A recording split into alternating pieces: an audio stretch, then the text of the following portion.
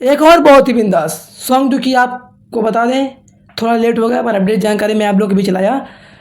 ज़्यादा समय नहीं लेंगे, मैं बता दूं हमारे प्रमोद प्रेमी लाल यादव को जो कि सॉन्ग आ रहा है खटिया पे टेवेला, सॉन्ग का बोल है। इसका टीजर जो कि आप लोग देखकर अंदाज़ा लगा सकते हैं, खटिया पर टेवेला। आइए आपको बता दें ये किस चैनल के माध्यम से आ रहा है। पहली बात आपको बता दें, स्वीट भोजपुरी चैनल के माध्यम से आ रहा है खटिया पर टेवेला। प्रमोद प्रेमी लाल यादव इसके सिंगर है हमारे।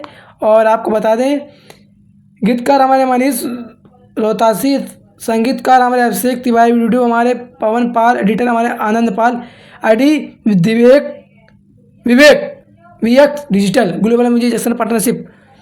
ये आ रहा है खटिया पर टेवेला सॉन्ग।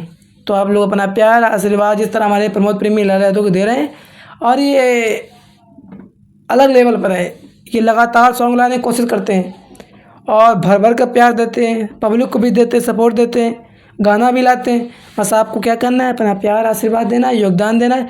लव यू भाई लोग। फिर मिलते हैं न्यू नेक्स्ट वीडियो के माध्यम से। हर हर महादेव।